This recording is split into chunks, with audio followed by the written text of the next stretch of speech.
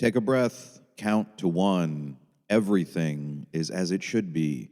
Everything will continue to be as it should be. Count to 8. The future is now, so you can stop waiting.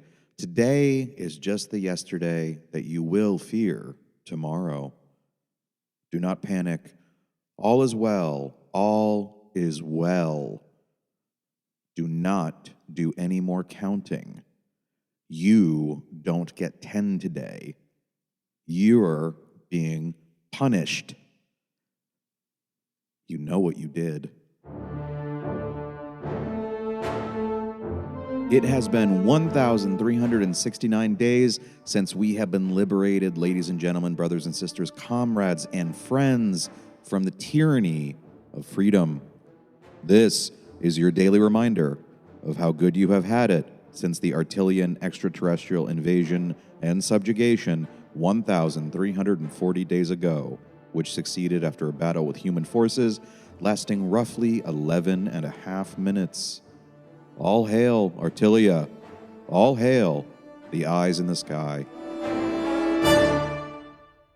We are pleased to inform you that Dave's Pizza and Brave Che's gay ray guns have merged to form the conglomerate NBC, which stands for National Biscuit Company. They are hereby dedicated to providing you with substandard entertainment and better-than-expected biscuits. I'm your host, Landon Harker, and here's how good you have it today.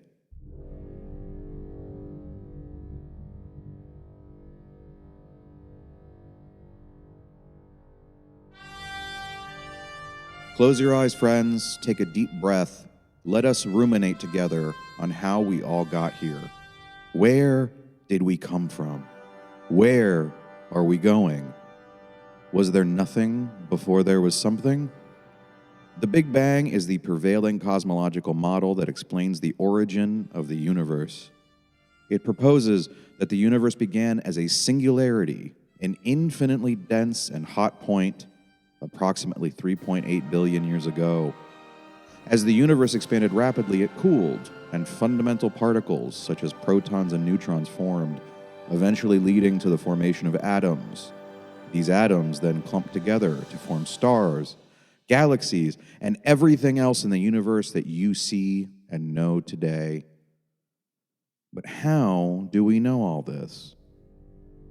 The Big Bang Theory is supported by a wide range of observational evidence, from the cosmic microwave background radiation, which is the afterglow of the Big Bang, to the abundance of light elements such as hydrogen and helium. One of the most important pieces of evidence for the Big Bang is the redshift of light from distant galaxies. When an object moves away from us, the light it emits is stretched out, causing it to shift toward the red end of the spectrum. This is known as redshift, and it was first observed by astronomer Edwin Hubble in the 1920s. By measuring the redshift of light from distant galaxies, scientists have been able to determine that the universe is expanding and that it must have had a beginning. But what happened before the Big Bang? This is a question that scientists are still grappling with. The singularity at the beginning of the universe is not well understood, and it is possible that our current understanding of physics breaks down at that point. Despite these unanswered questions, the Big Bang Theory remains one of the most successful and well-supported scientific theories of all time. It has revolutionized our understanding of the universe and helped us to better appreciate our place in it. The Artillian Division of Scientific Understanding wishes to inform you that the human theory of the beginning of the universe is effectively gibberish.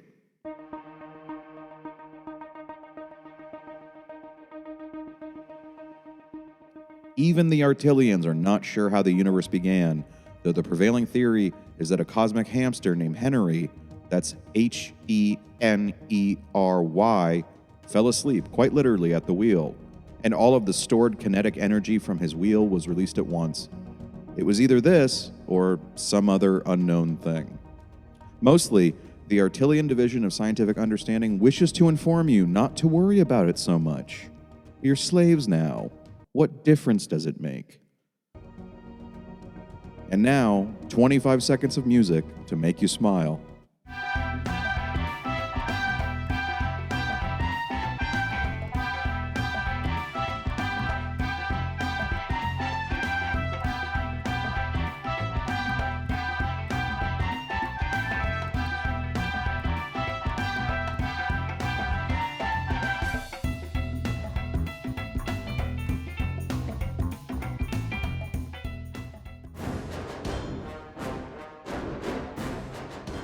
The word of the day, friends, is excitement.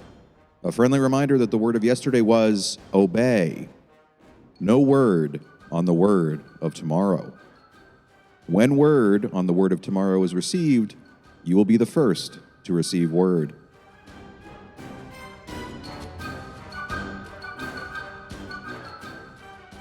A sudden reminder, the word of today is excitement, which is indistinguishable from the word mayhem to Artillians.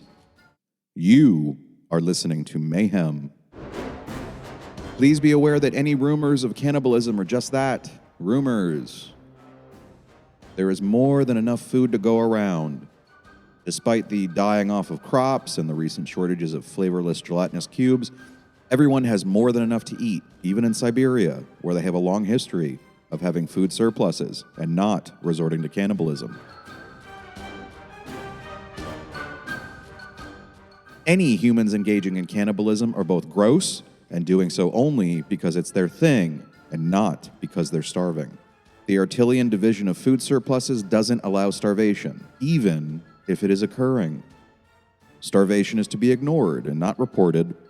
Should you find yourself in the utterly impossible state of starvation, be a good neighbor. Start with your own calf muscle. A single human did something of note today.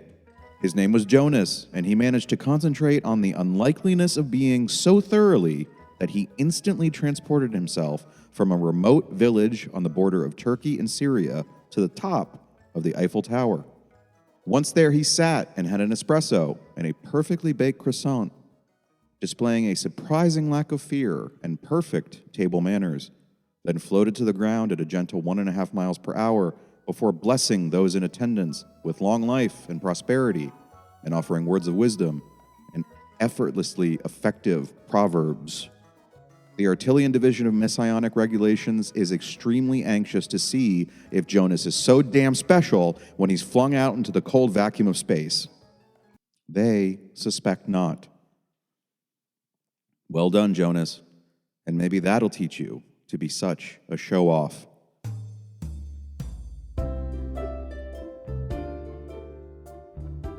A quick update on the status of the American instruments of government. They did exist for 36 seconds this morning, but that was just a little joke. They no longer exist again. Breathe easy, friends. Order rules. Chaos does not drool, though it might if we put a little elbow grease into it.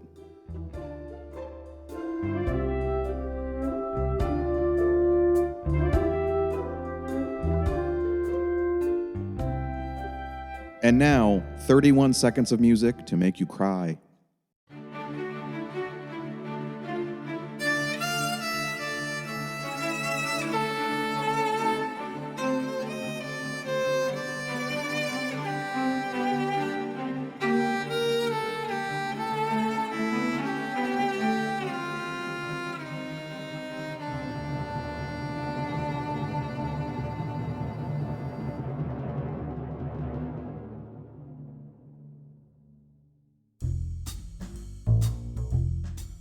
Coming soon to the National Biscuit Company, a hilarious romp through the foibles of parenting, set against the backdrop of an interspecies relationship that is not only frowned upon, but is considered by most a hate crime. Tune into NBC Fridays at 13 o'clock to see what happens next on Artillia is Enough. The National Biscuit Company regrets to inform those who are fans of their biscuits that they no longer make biscuits, pizza, or gay ray guns. They are sticking to entertainment. The money's better, and the biscuit game was getting too political. The Artillian Division of Accuracy and Reporting would like to make clear that an error was made in yesterday's broadcast. This host stated that Artillians were not, despite rumors to the contrary, in control of the direction of time. This occurred directly after several pleasant clips of bird sounds were played. Here's a reminder.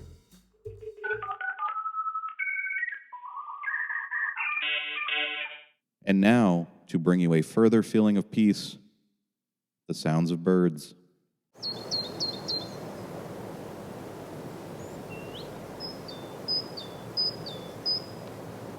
We apologize. The last sounds of birds played were the wrong sounds of birds. Those responsible for this error in audio have been vivisected, and a bill has been sent to their families. Cash on delivery. Now, the correct sound of birds.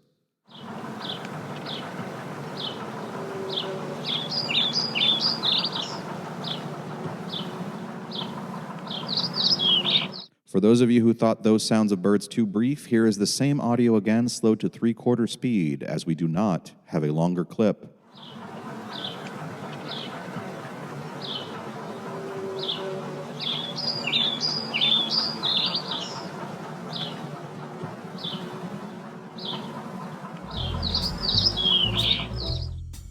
Immediately following the pleasant sounds of clips of birds, the statement on the Artillian manipulation of time or lack thereof occurred. Immediately after, my Artillian producer, so enraged at my mistake, managed to keep the electronics that broadcast this show moving forward in time, but paused, while rewinding the clips of the birds to the beginning and then replaying it at the same time as unpausing the broadcast, so that to the listener, it seemed as though the bird segment played twice, while here in the studio, I told a marvelous anecdote about my second wife and her world-famous boysenberry pie. This was sort of a Tenet situation, if anyone recalls that film. I seriously doubt it. Either way, try not to think about it too much. Just wipe the blood away from your nose and eyes, and let's get on with our lives. The birds are unstuck in time still. And now, 23 seconds of music to make you afraid.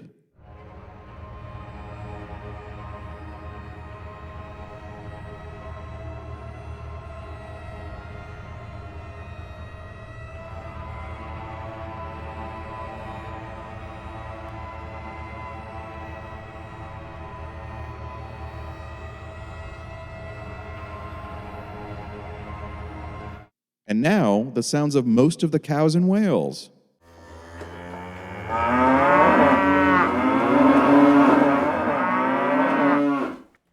See?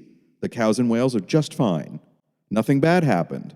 Artillians do not mutilate cows. The Artillian Division of Entertainment is excited to announce that they have, in conjunction with the Artillian Division of Reanimation, successfully revived and animated the corpse of Chuck Barris. The process was long and full of terrors, and not without consequences, but the Artillians consider there to be only two worthwhile intellectual properties created by the human race. The first is, of course, the pet rock. The second is the Gong Show, which was the first broadcast that alerted Artillians to humanity's potential.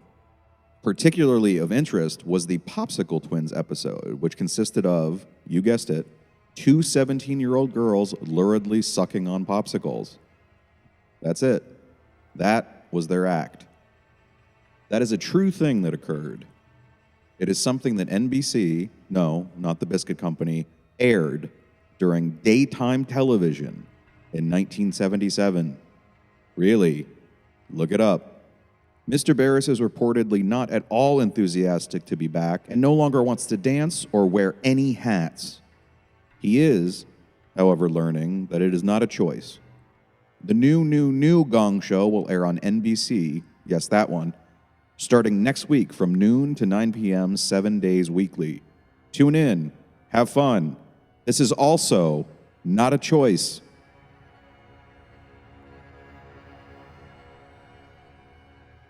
As of 3 p.m. tomorrow, there will be no more orgasms. You've had it too good for too long. Human sexual intercourse will now be a more drab, tragic affair. It is recommended to occur with all lights on. Both parties must wear their socks and at least one other article of clothing. The only acceptable position is missionary. There is no talking, no eye contact, and the proceedings may not last for more than 4 minutes. The Artilian Division of Postmarital Human Sexual Intercourse wishes to inform married couples that they will not be impacted by this change in policy in any way. The Artilian Division of Selecting an Artilian Earth Capital is excited to announce that the Artilian Earth Capital has been selected. The lucky city is also the second smallest city on the planet, Hum, located in the Istrian region of Croatia. Just some of the reasons that Hum was selected. Hum has a population of around 20 people. The town of Hum covers an area of just 0.1 square kilometers, or 0.04 square miles, making it significantly smaller than even many small towns. Hum is known for its well-preserved medieval architecture, including a town gate, a church, and several houses. The town is also famous for its production of biska, a type of brandy made from mistletoe that is traditionally consumed during the winter holidays. According to legend, Hum was found when a giant named Istrian accidentally dropped a large rock while carrying it to build a nearby town. The rock became Hum, and Istrian decided to settle there instead. Every year on the Day of Hum, which falls on the Sunday closest to August 12th, the town hosts a celebration that includes music, dancing, and the traditional tasting of biska. Hum is a popular tourist destination, particularly for visitors interested in history, architecture, and traditional Croatian culture. Artilians may be fans of biska. Congratulations to the 20 residents of the Artilian capital city of Hum. You are, as of this moment, entirely responsible for all human affairs not currently being handled by one of Artilia's division offices. You will receive no additional resources, training, or education, and will be severely punished for failure. We believe in you and wish you luck. The National Biscuit Company regrets to inform those who are fans of their sitcom Artilia is Enough that Artilia is Enough has been canceled. The new Gong Show will now air on NBC 24 hours daily. Chuck Barris has his work cut out for him. NBC will also produce biscuits again, but they are expected to be worse than expected at this juncture.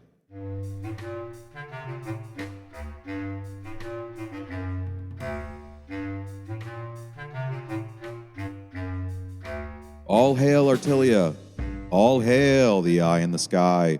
All is well. All is well. All is well. All hail Chuck Barris. We are still working on Gene the Dancing Machine.